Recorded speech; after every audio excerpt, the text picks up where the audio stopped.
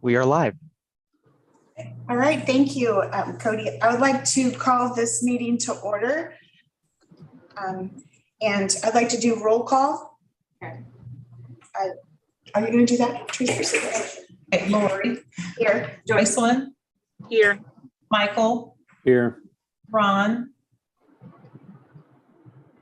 You have a quorum. All right. So we need to approve the agenda. Has everyone had a chance to look over it? So I'll ask for a vote.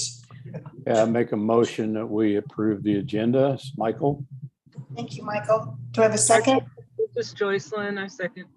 Thank you. So our agenda has been approved. Nope, then you got to vote. Oh, now we have to vote. Now you have to vote. All right. All those in favor say aye. Aye. Any opposed? Any abstaining? Okay, so the agenda has been approved. All right, so we also have our minutes from July 18th meeting.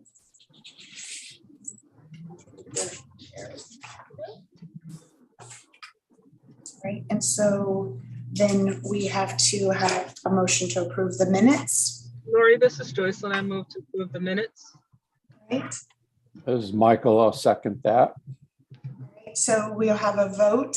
All those in favor of approving the minutes, say aye. Aye. Any opposed? Any abstaining? Okay, so the minutes have been approved. So we do have a budget amendment. And so Brian, are you going to mention that? Sure, I can talk about that. Brian's going to talk about that. The budget amendment is coming because that's on the agenda for tomorrow night's meeting to change our budget for the year. And Brian, you want to talk about how it may or may not impact the budget? Sure. So from the finance committee meeting, there's the recommendation to lower the levy by a couple of cents, 2.4 cents, and then also to cut 1.3 million from the current budget that we're in. And it was suggested in the finance committee meeting that there was about 200,000 in the technology budget that we could remove. And I wanted to talk about what those were, what those were and why we need them. And so I have like a quick spreadsheet, if that's okay to share. Cody, can I share real quick? Yes, Brian, I've stopped sharing, so you should be able to share your screen now. Okay.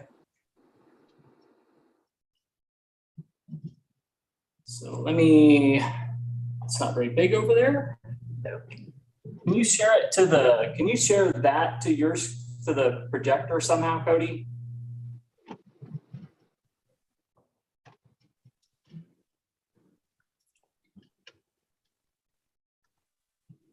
No, I can make it quite a bit bigger. There you go. That's okay. We can see it. Oh, yeah. He's getting it over there too. He's got it up there. I need to make this one bigger. There we go. So the ones with the asterisks next to them are kind of the ones that were suggested. So I'll kind of just talk about those real quick. So general repairs, that line item is for just anything that needs a repair, like generators. We have HVAC units, servers that may be off warranty, just anything. That could be anything that we need repairs for. The next one, More of an emergency fund for Sure. repairs, correct? sure. Matching funds for grant related products is the next one.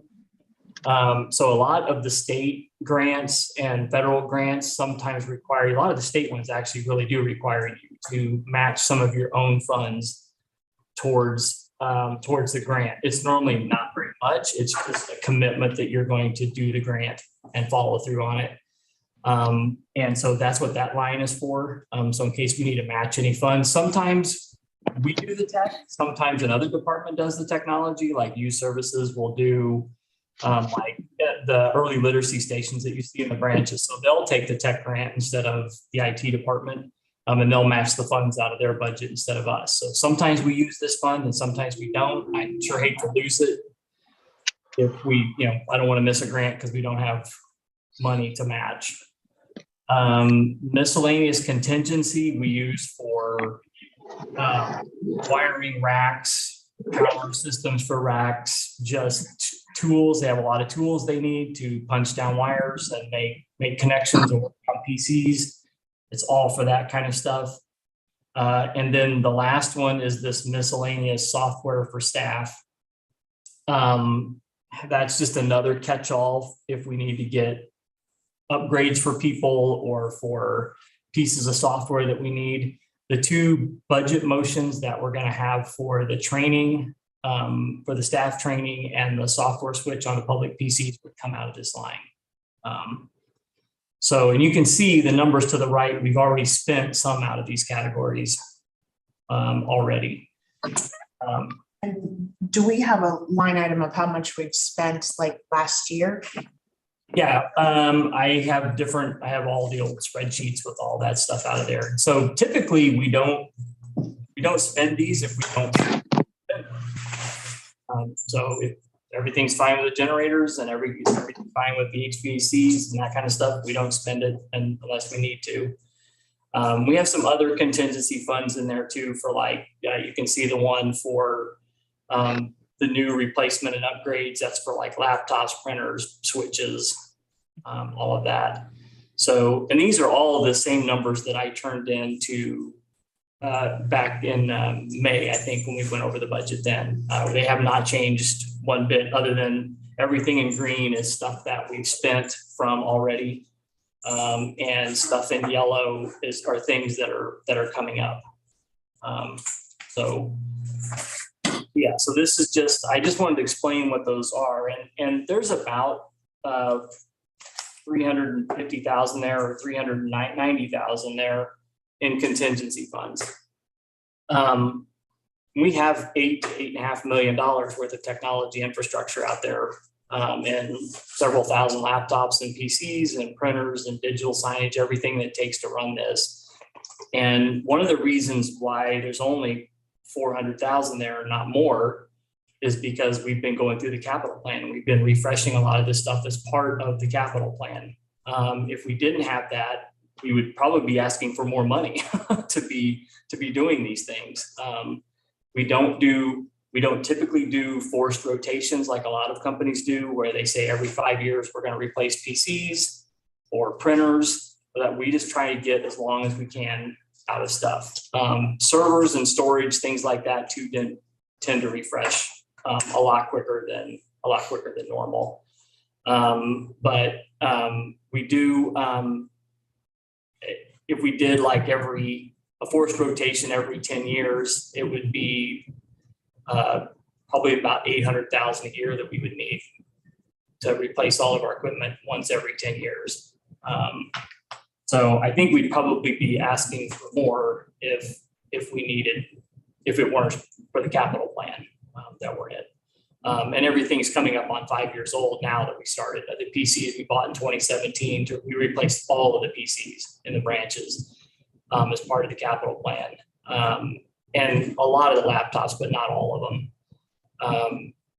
And a lot of that stuff's coming up on 5 years old now. So they're going to start to kind of work into a rotation where we're going to need to do some stuff with them. Now, we thankfully, the IT manager then, Rolo Aguilera, did a really smart thing. He told Dell, he said, I have this much money and I need this many PCs and laptops. And they just made it work. So we got really, really good PCs and really good laptops. So talking with our current IT manager, Alan Chapin, there's no reason why we shouldn't get 2 or 3 more years out of these PCs very easily. Version of Microsoft are we running on them? So there's still Windows 10. And we know we got a couple of years to get off of Windows 10. So, and then Office is part of the 365 plan that we have. And so that just stays current all the time now. So that just refreshes as it updates. So, but yeah, we're still running Windows 10 on all of our desktops. To piggyback on that, from my understanding, Microsoft hasn't made it real easy to migrate from 10 to 11. We would just do like an image and just re-image all the PCs at one time. Okay. It would just be a mass change when we do it. Okay. So it would mean going around and touching every single PC that we have. One of the things that hasn't worked so well is the upgrade from Windows 10 to Windows 11. That's what doesn't work so well. But we would just set one of the PCs down, put Windows 11 on it, fresh, make an image of it, and then just go around and re-image all the PCs with one hit. You upgraded to 11 first and then. Yeah. So our, We're all licensed for Windows 11. We can do it whenever we can do it. So. most of the ones that you've upgraded to 5 years ago will support 11. Yep, just fine. They have all the TPM stuff and all the security chips in them and everything, so they'll do it just fine. What are our oldest computers? I know you have some. Was everything replaced in 2017, or do we still have some? I know you said that some were not, like some of the laptops. Laptops are the oldest ones. So we've got probably, let me bring that up because I'm glad you asked that because I was ready for that. Okay, good. So we've got about 290 laptops that could really stand to be replaced right now. They're either old or very old. And so those are ones that didn't get replaced during the capital. We've kind of been holding off on those, trying to keep that safety net, and this budget cut would kind of force our hand, right? We would have to do it sooner than later, correct? Yeah. Because we have the money, and if we don't, if we're going to cut it. And that's what my concern is if we cut this budget, technology is something that's constantly changing. Mm-hmm. Whereas, if I say, this is my budget and this is what I'm going to do, there are a lot of things that we cannot predict. And technology changes. I mean, if Windows announces that we're no longer supporting 10, then we have a huge budget hit that we were not planning for. Yeah. And so I think part of the things that we as a committee have to be very aware of is that technology is constantly changing. And maybe somebody in finance doesn't understand that technology change. So I want to make sure that we're very clear on the presentation is that we have to have some safety nets built in here because we don't control Microsoft. We don't control Azure. I know we've got some things in the cloud. We don't control all of those things. And if they make a change, it dictates a lot of things for us. So I appreciate you bringing that. I mean, we would be fine if the money was the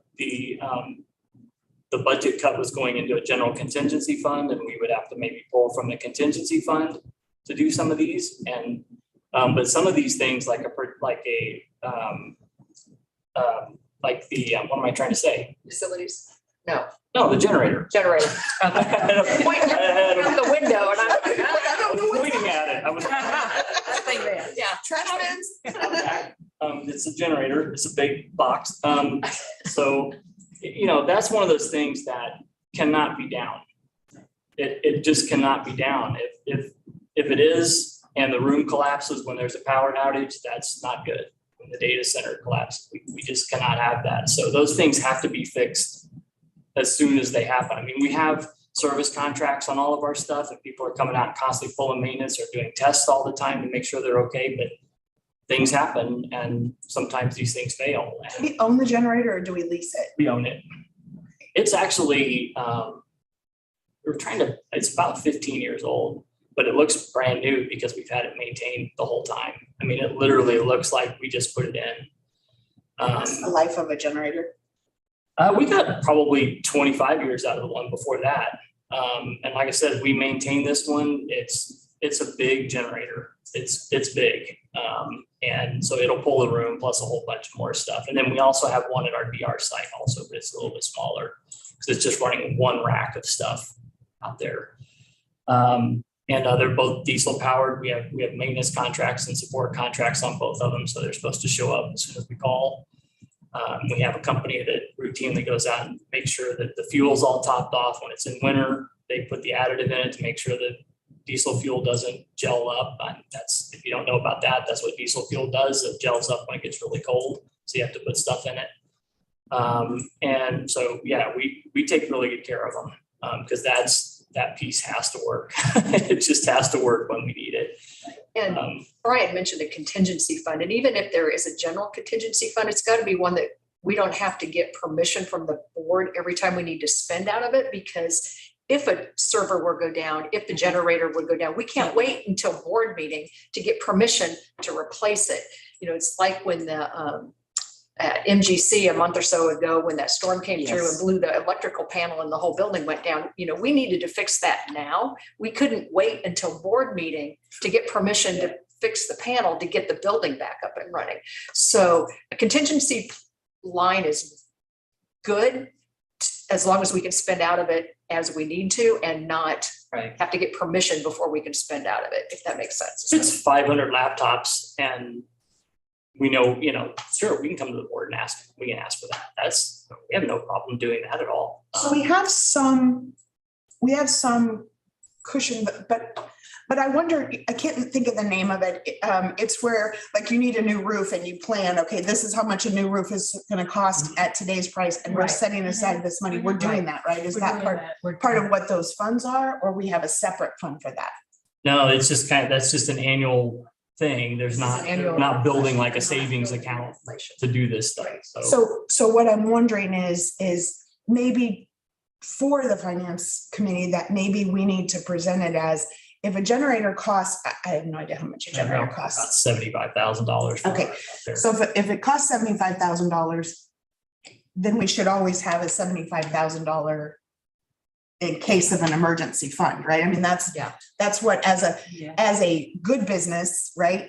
I plan ahead. And if I have a generator go out and I don't have the funds to buy a new generator, then the library is shut down because we don't have this fund. So the building committee is putting together a maintenance budget line that we can keep filling to fund future maintenance. And part of that could be part of that as well. It's just not really in the proposed budget that's coming up. Right. Yeah. So I just go ahead. Michael, I just echo what Joycelyn says, as part of the building committee. So we're working on that fund and you know, we could place this in, you know, in that general maintenance fund, like, because the generator is like the heartbeat of the whole. Gotta have it. Yeah, you gotta have it. So, yeah.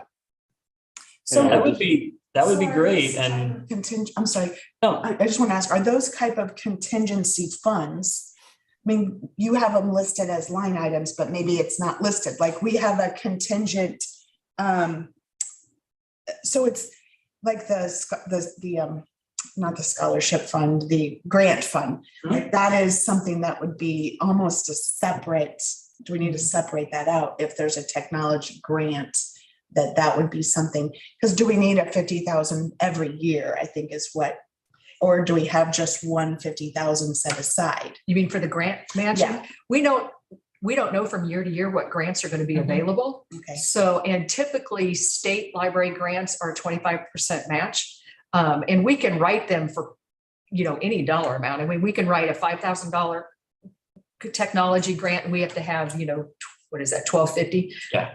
That amount, or for example, the AWE, the early learning computers that are in the branches now need to be replaced. Well, that's going to cost, you know, $100,000 to replace all of them. So we're going to need, you know, $25,000 as a match. But if we can get that funded through the state library, now there may be other options for that. Some, you know, Dollar General sometimes gives us grant money, Target sometimes gives us grant money, things like that. And they may not be that large. And sometimes they require a match and sometimes they don't. But we have just a solid amount in there, knowing that if we find a grant that we need, we've got $50,000 to help match that. And if we use it all, fabulous. That's a great use of, I think, a great use of public money. And if we don't, that's okay. Then it might be used in, you know, something else that we didn't know we needed. You know, suddenly we have 350 laptops we have to replace, not 290. Then there's that extra money in there. It's still the same line item in the budget. It just might not be the sub line in the budget. That makes sense. Yeah, grant matching funds is a great way to leverage taxpayer Mhm. dollars with federal funds. Doubling them, And doubling our money. yeah. Okay, so is there anything else? Michael, do you have anything else that you want to discuss with the budget amendment or?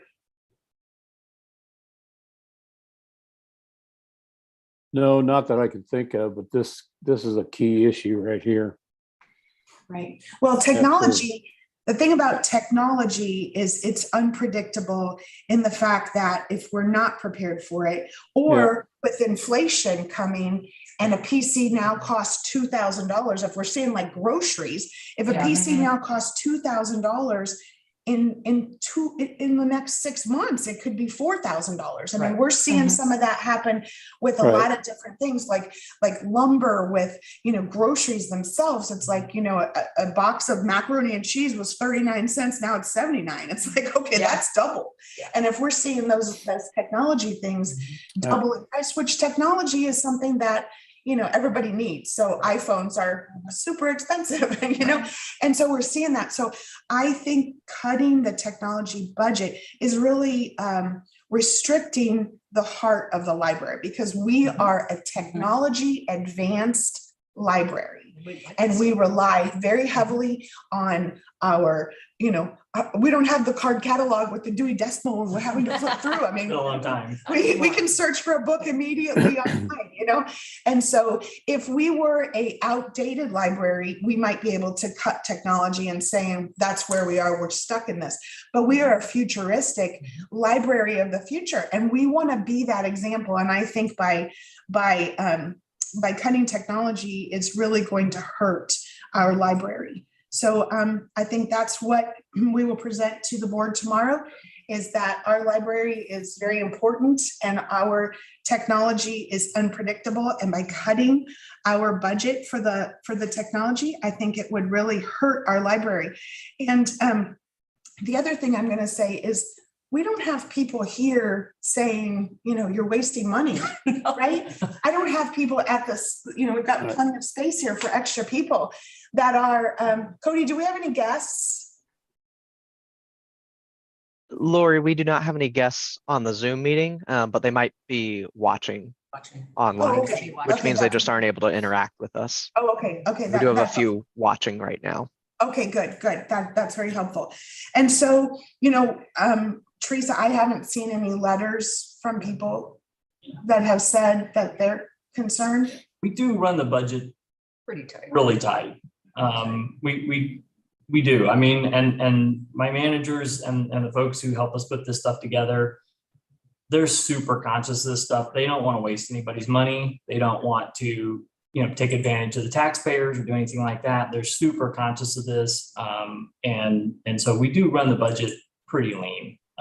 We really do. Right. Well, and you have people that are using our services. They're using our Wi-Fi. They're using our systems to come in and to do that. We're supporting our community probably from a technology side more than even book side, right? Because of technology gives those people access to things like even the little Wi-Fi boxes that we were checking out, and the laptops that we can check out, and the different things that we can check out. And I think that maybe from a technology side, maybe we need to just reiterate how many people are using the technology of the library. And if we cut that off, we lose our advantage of being, what are we ranked? Like 4th in the nation?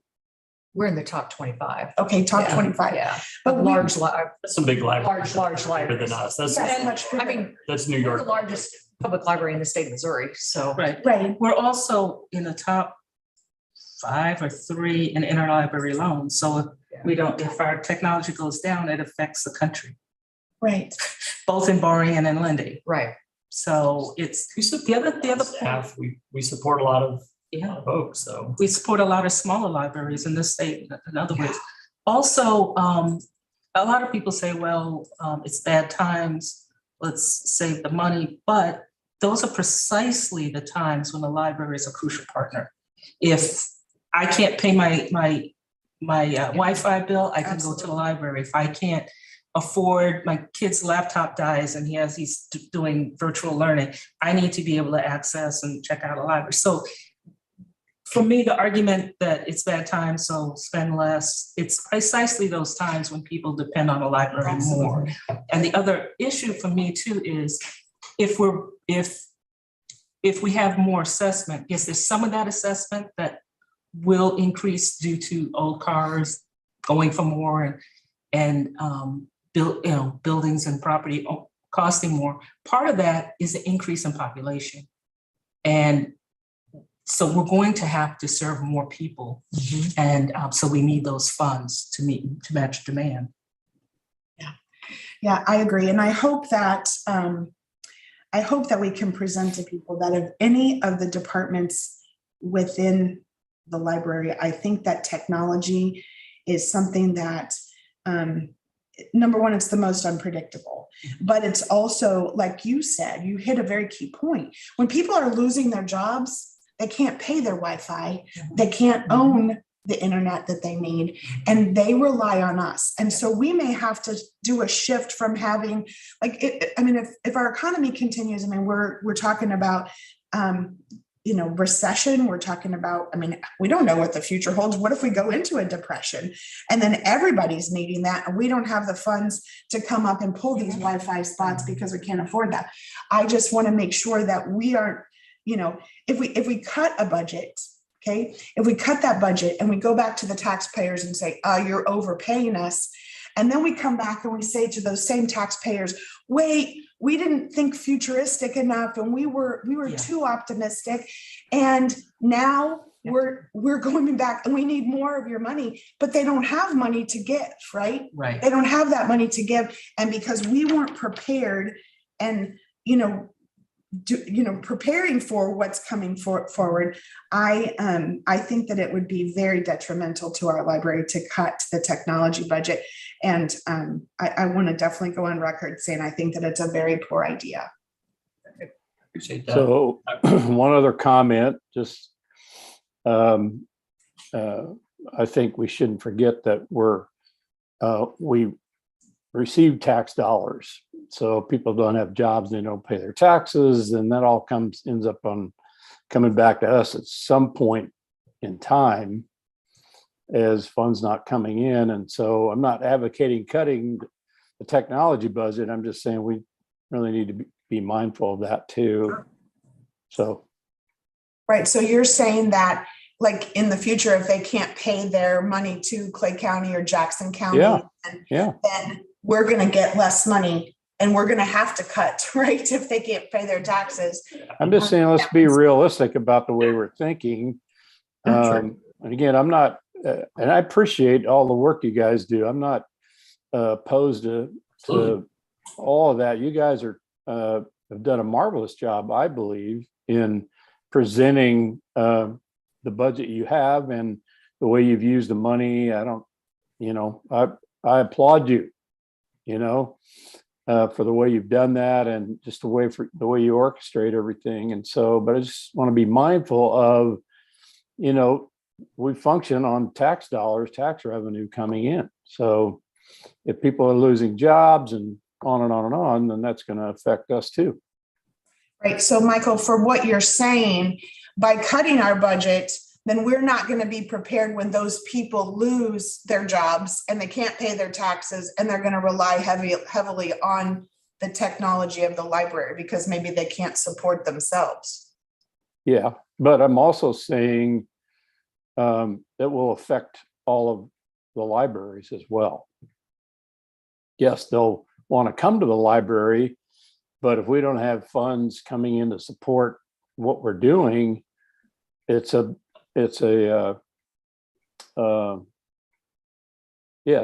can create a really bad scenario for all of us too. Right. So, anyway, so are you saying you think we should? No, I'm not saying to cut the budget. I'm just saying let's be realistic about what we're thinking of the chain of events. Right. We need to keep technology going. Yes, I agree with all that. But also, if we go into a severe depression or recession, then that is going to influence people being even able to pay their taxes. I can't Right. predict that. We can't predict that. So again, I'm not saying cut the budget. I just want to make sure we're being realistic about all that. So, and I'm not Well, I saying mean- we're not. So, But I mean, just like what happened during the pandemic, we couldn't predict a pandemic, right? We didn't know the libraries were going to be shut down for Right. months. And I think that if we go into a depression, we may have to revisit, and that's why we have these meetings, is because we No, I can't agree. predict the future. So I think that for this year, right, this is what this year is, and the budget that we Right. have asked for this year is Right. to get us through this next 12 months. Now it's 9 months, or I mean, Yeah. whatever. That's Yeah, not right. yeah. And so what we have to do is the budget that we have now. So what I'm saying is, and I hope that when we talk to the finance committee tomorrow, that we can just say, if this budget is for this term, if we cut this budget now, or even for next year, then we are kind of tying our hands behind our back saying, oh my gosh, we might be going into a severe recession and then possibly a depression. And I think by acting now and cutting budget is too early in the process. I say, give us 9 months and look at our budget again. That's why we revisit it yearly. In 9 months, when we look at it again and saying, are we going into a recession? Are we going into what's, after so many months, it becomes a depression? So if we're headed that direction, I think that preparing and storing up our grain for that 7 years of famine is maybe what we need to be looking at here. And I think we need the wisdom that each of us has to say, okay, what do you do whenever you think that a famine or something is coming, is you store up. And I think that cutting a budget during this time is very unwise. And so I appreciate your words, Michael, because it is very true. We've got to think that, yes, the future may hold that people can't pay their taxes. And then we say, well, we have enough to maintain if we do this, if we do this, if we do this, because we were wise in what we were doing right now. exactly. Yeah. I mean, I appreciate the building committee Mhm. and doing that, because that's we have a massive infrastructure to take care of. So yeah, Depend on. yeah. Yeah. It's not just, it sounds selfish for me to go, I need all the tech money I can get, but we also have buildings, we also have grounds and maintenance, we have delivery sort, we have all these things that we do, and it's a massive infrastructure that we have to take care of. So, and you have to kind of prioritize where you do things. So, but I just wanted to bring that up and let you know what was suggested from the finance committee and what the things we were looking at, how that would affect us if something were to happen there. And like Michael says, we may have to make, some tough choices down the road at some point.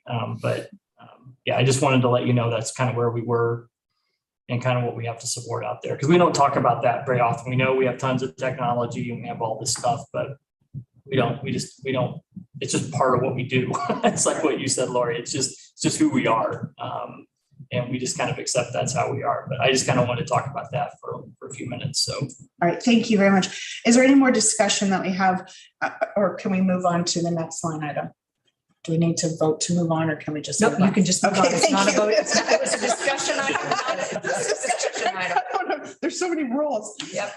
Okay, so for the security awareness training, I know that you and I spoke a little bit about this. Do you want to take that over too? Yeah, sure. So this is, I thought I had this in the budget and I did not have it in the budget. And so a couple of years ago, we took all staff through some security awareness training, and it's just some basic training on how to avoid general phishing attempts. We are going to do another massive phishing campaign to help staff, but just password protection, not sharing sensitive information, all of that kind of stuff. And it's just about 15 modules that we send them through. And we require it of all staff members. It'd be a mandatory training. And since I didn't have it budgeted, I just want to get your approval to actually do that. And that fight, it's about $4,980 or something like that. And it covers 1,200 staff. So it more than covers all of our staff that we have. And that would come out of that miscellaneous software line in the IT budget, since it's not actually in the budget. is what we would take it out of. Right, so just for the recording, I was telling Brian that, like, I work for a software company and security training is like one of the most important things, especially if there was a breach of data or if somebody clicked on something and then we're paying ransomware fees because if somebody took over the library system, we cannot prepare for that. It's, you know, we can teach people, don't click on this, don't click on this, don't click on this. But sometimes it looks so official that they click on it. Maybe it looks like it comes from Workday or it looks like it comes from your HR department and it has your logo and it has somebody's name on it. And there are different types of phishing that people are doing. And maybe they give you something free. Hey, if you do this, we'll fill this out. And they click on it. And once they do that, we have ransomware. And I know that do we have insurance for ransomware? We do. Yes. Okay, good. I thought we did. I just want to We reiterate also that. have our systems pretty locked down too. so- Yeah. Yeah, It's well, helpful. we have those. Annual testing, and we do an annual review, and so we have several other things that we do. This is just staff training on how to be safe and how to Secure the human.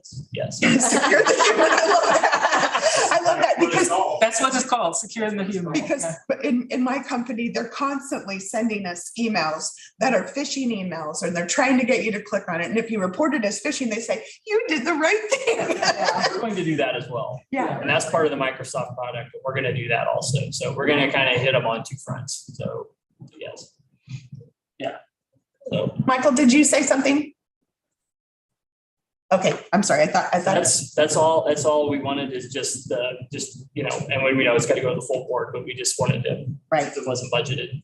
So So then do we make a recommendation? Yeah, you need a motion to take it to the full board, and the motion is on the board. Okay, We need a motion, a second, and a vote, and then tomorrow night, it'll be under your report as a voting item, and we take it to the full board and we do this. It doesn't have to have a second tomorrow night because it's coming out of committee, but it'll come up for discussion and then the full board will vote on whether or not to spend the money. I'll make the motion to approve approval of the recommendation of full board for staff to conduct online security training for all staff not to exceed $5,000. I second it. It's Michael. okay, then do we need to vote? Yes. Yes. Okay, all right, all those in favor of approval of the recommendation to the full board for staff to conduct online security training for all staff not to exceed $5,000. If you approve, say aye. Aye. Any opposing? Any abstaining? Okay, so we will present this to the board tomorrow night. well, thank you. Next year it will be in the budget. I went to renew it and I was like, oh, it's not in the budget. So I had to tell Susan, we probably need to make sure that's okay. So, Okay, and so then the public PC software change, want to talk about that? right. So we currently use Citrix and we virtualize all of our public PCs. That's getting harder and harder to actually do. It doesn't want to work with with a lot of the Windows 10 security stuff. And we just have a lot of problems with it in general and a lot of the printing that we do it. So we want to change it to another set of software. It's from a company called Phoronix. They have a product called Deep Freeze, and we've used it for years and years just to freeze laptops. What it does is it freezes a PC at a moment in time. So you can use it and make changes to it as soon as it reboots. It's like it's a brand new PC. And so that's what we historically used on all the public PCs was that software, and we'd like to go back to that. And so we've already paid the Citrix because we've got to make the change mid-year. And so that's what we're asking for is the ability to change software. And we already license it, so we don't actually, all this is going to do is just increase the number of licenses that we have to cover all of the public PCs. And so Citrix is not working for you? Yeah, it's not working great. We have a lot of print stuff on there that allows the customers to come in and print. Like resumes and stuff? Yeah, and we have, and that prints to kiosk, and we have the controlling software on there that controls time limits and age verification, all of those types of things when people sign in. And that's really starting to conflict horribly for us, and we have lots of problems with it. We want to make it so they're up more for people that actually work instead of tinkering with it all the time. And now I've got a lot of really smart people, and they have all the stuff set up so that The deep freeze at night can turn itself off. We can run Windows updates and then it will turn itself right back on again. So the stuff will stay up to date and stay working, and all the security patches. So we don't really need the Citrix stuff. This will actually be easier for us in the long run to do it this way, and cheaper to do it this way. So It's two things. One is if the printers aren't working, we're not serving people who need things in a hurry. yeah, And two, one beautiful thing about the deep freeze, because we had talked about this a long time ago, is it not only protects the library when people put their little jump drives in, but it protects everybody's little jump drive when they go home. So it's a really neat way to it not only provide better service, but to insulate both the library and our customers from. Citrix does that also. Yeah. In between each session with Citrix, when you click done on your session, it basically destroys that whole thing and builds another one in its place. So they're basically brand new every single time. And that is something I will hang my hat on every day, that I want management here to know, like Susan and everybody else, is that between each session, everything that you just did is destroyed. Yep. It's like we picked that PC up and threw it out and set a brand new one in its place every single time. And that's super important to me because I want people to feel safe about coming in and using our devices and not leaving personal information sitting around on them. So I won't live any other way if we can't have the ability to do that, because I just want people to feel super safe coming in and using our stuff. Our laptops are all the same way. Everything's the same way. All the public computers. So do you have some software that's running this? Is that why you know it works better than Citrix to print and stuff? Yeah, we still use it on some of our laptops. And like I said, we've used it in the past to control the public PCs, and it always worked fantastic. We just didn't want to go around and touch all the PCs to update them all the time. But now with the software, it can actually turn itself off. We can run Windows updates and it can basically turn itself back on again. And we don't have to go around and touch them all anymore. So. But you're doing that currently with Citrix, right? Yep. Yeah, it's a gold image in here. And so you update the image and then you shut the pool down and you restart it. And all of them get the new version again. So, but you're just saying, so, I mean, because Citrix is such a well-used program that it surprises me that we would go back to a different program. It just has a lot. We wanted to virtualize our staff machines all along with Citrix, but it conflicts with like our RFID stations and our receipt printers and a lot of our printing stuff that we have to do. And it's starting to turn into the same thing with our public PCs. It's all this software for controlling time limits and printing and everything they're just not working very well together anymore. But you've tested the new software on some other ones and making sure that it doesn't have those limitations? Yep, works perfect. So absolutely no problems. So that's kind of our recommendation, is that we roll over to that new software and kind of get the PC stabilized for people. And again, this number would come out of that software line that we have in the budget. So. Is there a motion? I move that approval of the recommendation to the full board to change software and software vendors to maintain the public computers and/or PCs not to exceed $12,000. Those people online not watching the screen. Yeah. Michael, is there a second to the motion? Yes, yeah, I'll second. Okay, then it has been motioned that we have a vote. All those in favor of approval of the recommendation to the board to change software and software vendors to maintain the public computers and PCs not to exceed $12,000. All those in favor say aye. Aye. Any opposed? Oh, sorry, Michael, I didn't give you enough time. That was a yes, correct? Yeah, aye. Okay, sorry about that. All those opposed? Any abstaining? Okay, our other business, we'll talk about the 3D printers and the RFQ self-check station pricing. Yeah, so the 3D printers, I worked on kind of just like a big list of what we might be looking for on that. And so when I got to thinking about it, it's about a lot more than just buying a 3D printer and putting it out. That's easy for us to do. So we have a group of managers and associate directors that run our branches that get together. We call them the tactical team. And they meet, is it monthly or every 2 weeks? It's like every 2 weeks. Monthly. I don't think they meet every 2 weeks. So anyway, I kind of put together all of these thoughts that I had on it about policies, about who are we going to target, how are we going to measure success, what kind of furniture they may need, all of that kind of stuff. And I've turned it over to them, and they are going to work up a proposal for us. And so it'll have where they will go, how many,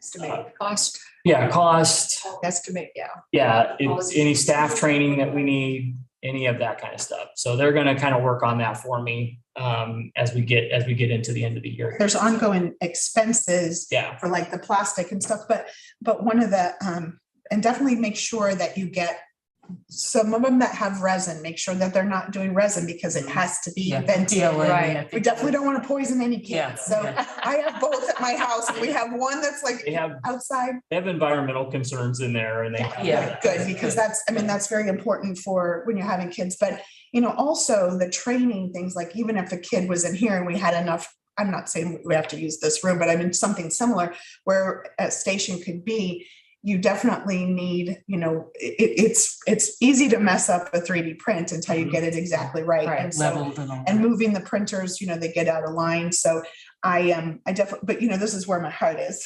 because I really believe that there's people building houses with this. 3D printing is like the wave of the future, and especially for people to see. I mean, there's I wish I would have it in my purse, but my son is like, "Mom, you read all the time. I made you this thing," and you put your thumb in it, and it holds your book open, and he prints it on his 3D printer, because he's like, This is an Etsy stop for him. he's like, "Oh, Mom, I took care of you." And I'm like, "Wow, I didn't even know there's something like this that existed."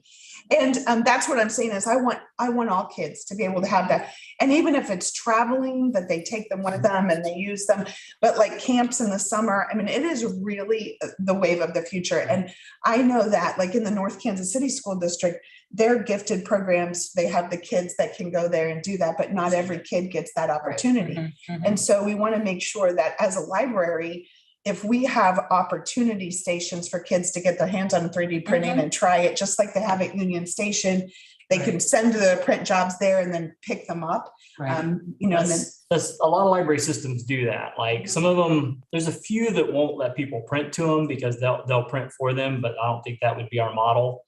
But they do have forms online. You can send the 3D print job and the staff can print it, or do we charge? Do we not charge? How much do we charge? Do we do the supplies, or do people bring in their own supplies? There's just a whole bunch of things that we'd have to figure out. well, the plastic is not very expensive. I mean, you can buy it online at big spools, but to have like a camp, like if a kid came to a Yeah, camp, sure. people paid $20 to leave with a few projects, but there's a lot of things. We've made jewelry with plastic. We've made all kinds of things. So this is definitely where my heart is. And I'm glad to hear that you've got that committee looking into that. Yeah, they're pretty thorough, and they're the ones who are maintaining the branches, and they know staff capacity, and they'll do the target research and where we should put them. And I'll look forward to hearing So, that yeah. report. so it should be pretty good. So anyway, I'm gonna let you know that that's definitely moving. Excellent. So What about the RFQ self-check station? I have a sorry, go question before Yeah. we move on, is that, anyway, I'm not the most techno savvy guy on the planet, I'll admit that, but I guess my question is, why would we need a 3D printer? So you're probably gonna have to explain that Sure. at So some Michael, point. let me just give you an idea. So right now, 3D printers, like they're doing prosthesis, like they're making arms and legs, and they're doing all kinds of things with this plastic. They actually just printed a piece for a heart valve. And so kind of the next wave of the future is all of you're seeing, like I told you, they're using blocks that they printed on 3D printers to build houses. They just built a complete house out of 3D printing blocks. These kids, a kid just printed like they're printing things for blind people. They're doing all of these different things. So it's just a next level of technology. I mean, it's not next level because it's in the present, but where a piece of regular printer is like, it could print on paper and you can put a vision. In a 3D printer, it can make your vision come to life. It can make it into a usable thing.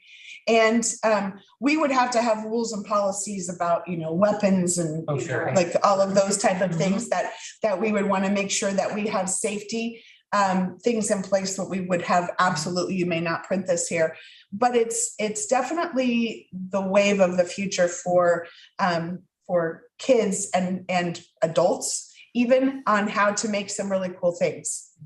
Just to piggyback on what Lori's saying, even to take it back to a basic level, in order to even use a 3D printer, you've got to practice your math skills. You've got to practice your skills in imagining things in a 3D space. You have to utilize some drawing skills and some rotating in space, in your mind. These are basic CAD, STEM type of things that will correlate to classroom work and get kids excited about utilizing math and science in everyday life.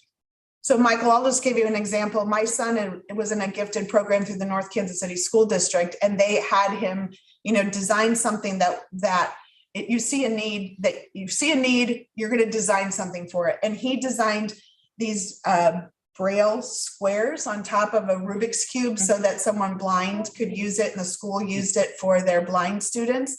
And it was something simple, but by just adding that and showing that that's like one of the colors, some kids got to, learn how to do a Rubik's Cube for visually impaired. So it's just little things that as adults, maybe we can't think of ourselves, but that kids have that ability to think of. And I know Union Station has had a really successful, at their Science City, has had a really successful 3D printing room for kids to design things. And that's something that I definitely want your technology committee to reach out to them and see what's worked and what hasn't, and maybe what their rules are, because maybe they've already got some groundwork that we can. They do. Johnson County will too, because they've got a whole maker space. And Michael, the other thing too is like robotics teams. Yes. They will design for their competitions every year. And I can speak to this just because my daughter was on a robotics team granted several years ago, but they would design their robots, and then they can actually design the pieces of that robot and then put them together. So there's a lot of other skills, a lot of engineering involved, a lot of math, a lot of tinkering. Does this work? Does this not work? What material works? What doesn't work? And teamwork, because they have to work together in order to make that robot work. So, I mean, teamwork is probably an extension of the 3D printer. It isn't the actual day-to-day, because you can design on a 3D printer and not talk to anybody if you want to, but there are other capacities to that as well.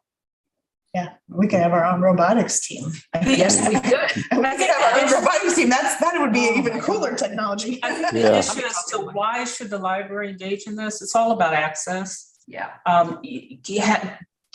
Printing things is fairly cheap, but getting set up to do so and having the training is where a lot of kids are not participating in that. So this is providing access so that, people can be part of the experience and part of the learning and part of the conversation around 3D printing. And Michael, just to give you an idea, like we just bought a 3D printer for our son. It was $300. Yeah. So one printer is $300. So, and then the resin for it was like $50. So $350 for this unit. And he's played around with, making little characters and making all kinds of things for it. And not every family can afford a $350 printer to play around with. But that's why we want to have these available, because if schools are doing it, Science City's doing it, then Johnson County Library they have a whole maker space for kids. Kansas City Public does too. Kansas City Public does as well. I didn't know that, but that's why we just want to have our library be one of the ones that people are looking to us and saying, hey, is this available in the Mid-Continent Public Library? And currently it is not. Yeah. Well, the reason why I'm asking the question is because I know there's a lot of people, I don't know if a lot's the right word, but there's people on the board that are going to need an explanation about 3D printers, and it's going to be up to us to give them that explanation and unpack what you just did. So I can understand it. we can understand it. And I appreciate that, you know, Yeah. so like I said, I'm not the most tech savvy person on the planet. And, but it's, you know, technology is advancing so rapidly. It's amazing. It is. My son just did a book report for his school project at the end of his 8th grade year. And he was doing this book report and I'm like, what are you doing? And he said, oh, I read this book and there was this mythological ship and this big creature. So I 3D printed them. And he shows me these two things and he goes, this is my book report. It was a 3D printed, wow. it was a 3D printed like a worm type of thing and this ship. And that's what he did his presentation for the school. So he had things to pass around and stuff. So it's like, I don't even think like that, right? As an adult, maybe I haven't even, I'm like, I've never even thought that you could do a book report by printing something. But that's why I think giving kids and adults, of course, the opportunity to touch these things, especially when our library is, you know, one of the leading libraries, we have to look for ways that are things that we want kids to be able to say, hey, I can go to the library and print that. So, and I think it should be free. Okay. Next one. You want to move on to the RFQ? Sure. So one of the things that we talked about several times is the need to probably replace our self-check units. They've been in service since 2013. And they've worked very, very well, I might add. But they are getting dated. We can't update the software on them anymore. We can't put new PCs in them or anything like that anymore because all the new software style monitors. So we're probably going to need to replace them. So one of the things I wanted to do is do an RFQ, which is just a request for quote. We're not going to pick a vendor or sign a contract for new ones. This is basically just a process to get budgetary numbers on how much this is going to cost to do it. And then I'll report that back to this committee. And so we can have a budgetary number. The RFQ is written. I need to have some people review it for me. And then probably around the 1st of October, I'm gonna put that out for people to kind of bid on and let me know what we can do budget wise. They are very expensive. We have about 119 of them. And it'll probably be around $1 million to replace them, to do all of them. So they're. I have a question. Go ahead. Yep. Piggybacking on what Michael was saying, what would be helpful is maybe some kind of putting it in context. Why are we spending $1 million to have people check out stuff? Well, if we didn't spend $1 million on this, what would be the staff costs to stand there and check books out for people rather than being out helping people? Yeah, that's the reason why we have them. So that tidbit of information may be helpful. Yeah. Yep. Well, and maybe could we do with less? Could we try only bidding? I mean, like, this is a spot for me that I feel like we could cut here because like at the Woodneath Library, I was just telling him there's like, I don't know how many of them that they're there, but a lot of the times they're not working. So then we're pulling 2 or 3 staff members to try and help everybody getting them to work. And then they end up doing that. So I'm not sure why those aren't working and I'll find out. So, I'm just saying that if we're pulling staff members anyway, and we have these things, the other thing I want to make sure that you're including in your quote is the recycling of these. What's going to happen to these other ones, and are we going to get credit back? It's already there. Okay, good. So they're gonna, because we sometimes, I mean, we should be able to sell some of these units to older libraries. If we can't update the software, they can, at least we're using them. Some of these companies will just take them and recycle them. That's what I want. It'll be Taking and recycling is not a financially wise thing. So that's why I'm saying is if they could be sold through a broker, or if the company that's doing the quote can give us a quote on paying us back for them. I don't think we should just say, oh, you can have these. Oh, no, because no. these are worth money. I wouldn't just give them away. No. Part of the RFQ is like, what will you pay us to take these off of our hands? Okay. If they wanted to do that. Yeah, absolutely. I wouldn't do that. Okay. But if we can't do it through the company that would take those, then we have to figure out what to do with 120 of these while we're waiting to do something with them. So how many libraries do we have? How many buildings? 31 now. Oh, there's more. 33. So not every 33. library has one. Every library has self. Has, Not all of them, not all of them. The North Platte location. Yeah, there's about 7 or 8 that don't. Okay. And one of the reasons why we don't do part is because people go between our libraries, our branches a lot, and we want them to have a consistent experience when they go between the two. So we definitely don't want 2 different kinds in one building. oh, no.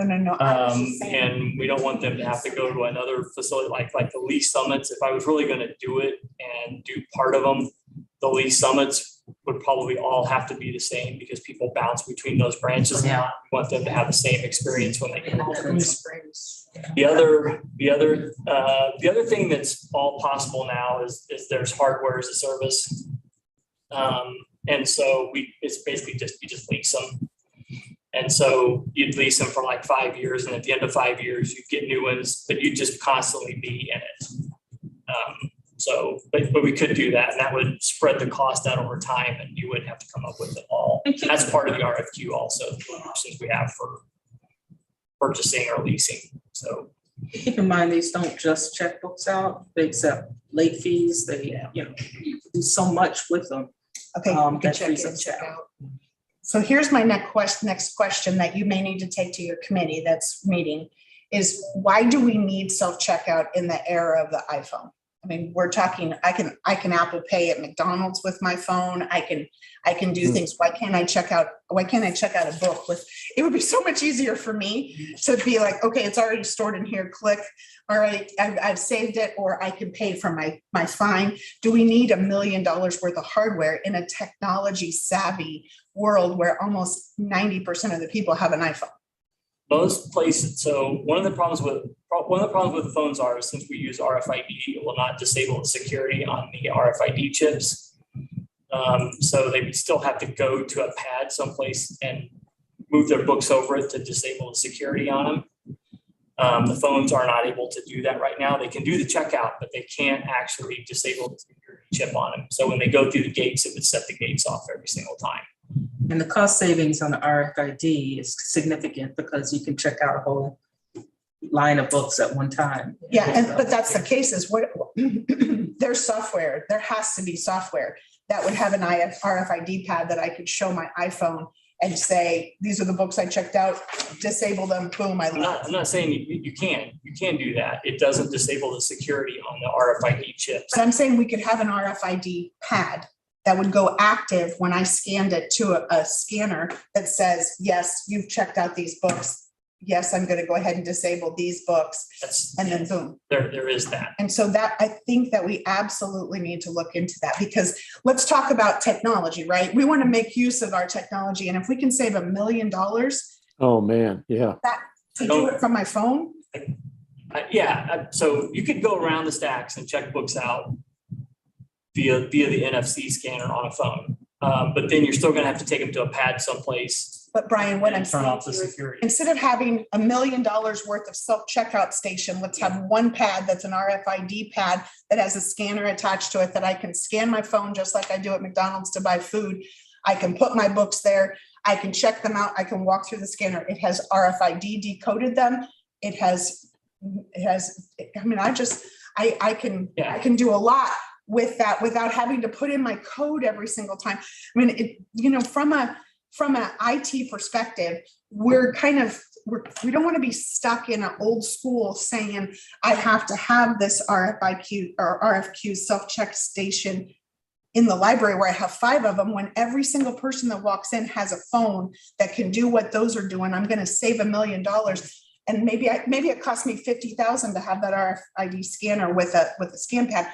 I'm just saying, let's not stay in the past if we don't have to.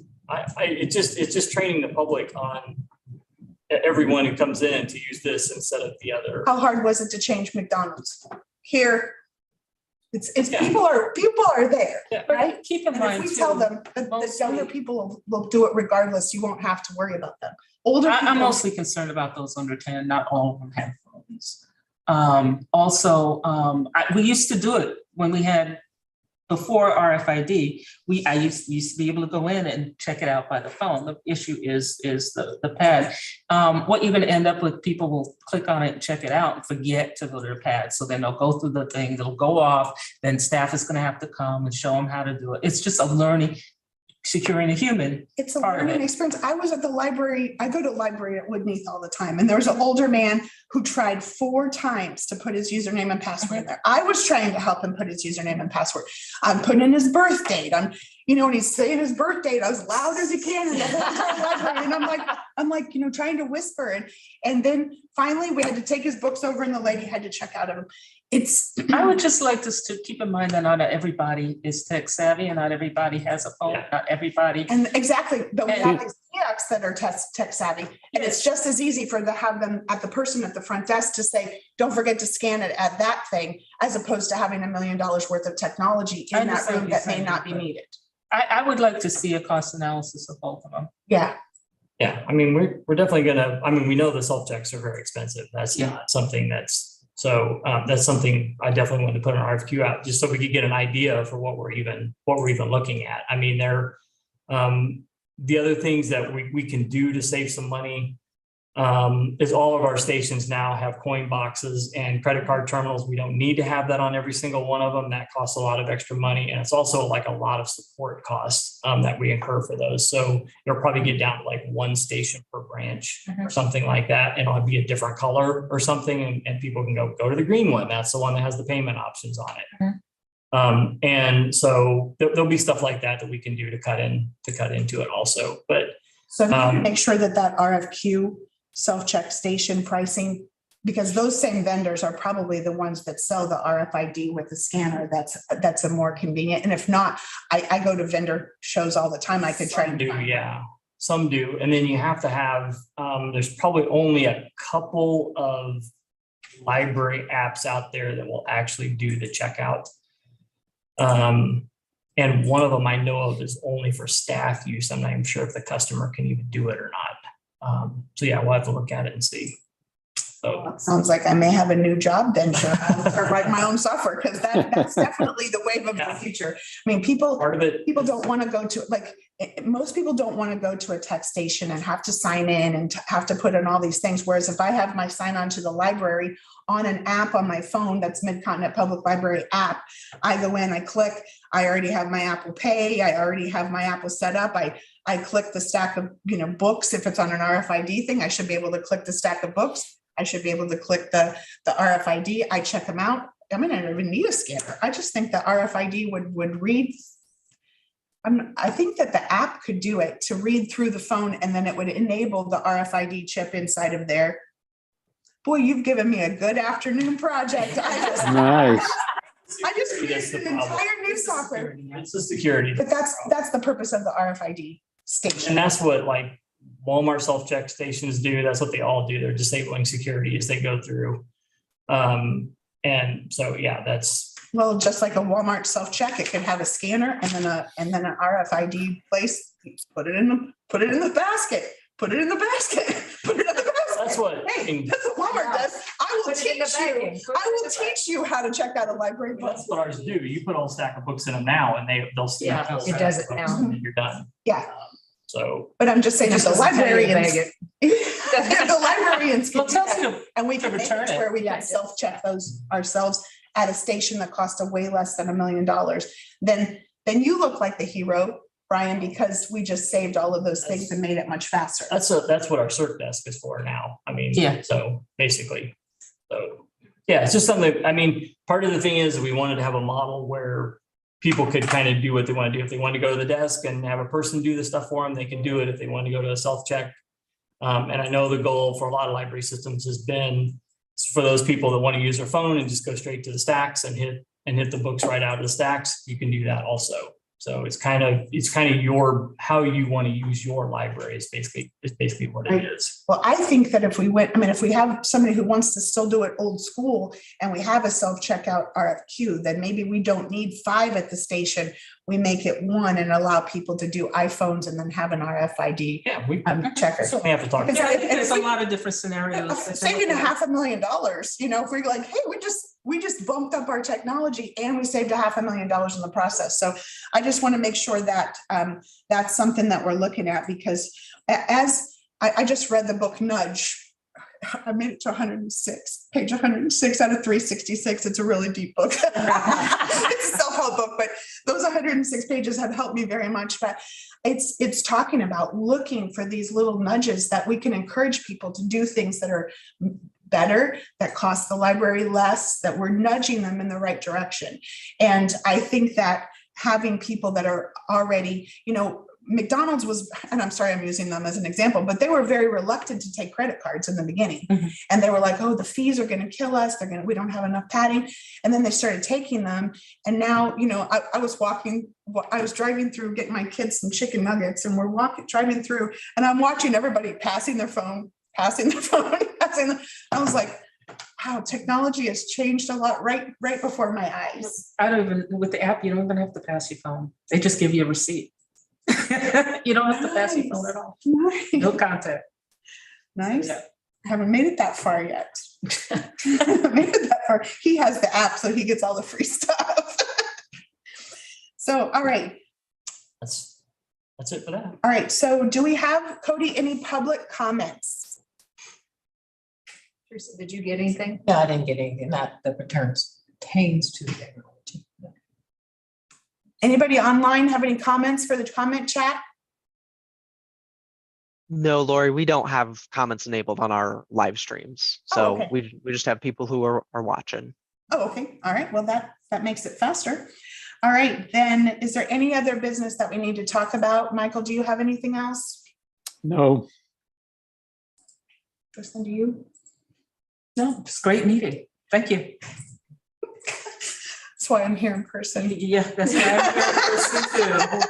Lots of This is questions. an important meeting to me because, when I work at a technology company, I have a degree in IT. This is what I do every day. And I want to make sure that every kid in our library system has the same opportunity. It's one of the reasons why I ran for the board, is because I wanted kids to have the same opportunity that my kid has.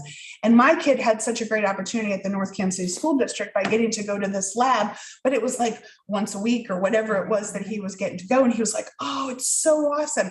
And I saw his excitement with that. And that's why I was like, why do we have to go to Kansas to go to their library? I didn't know Kansas City, Missouri had it, but it's like having those type of things and having technology at our fingertips for the future of our generations is very important to me. And so that's my closing comment today.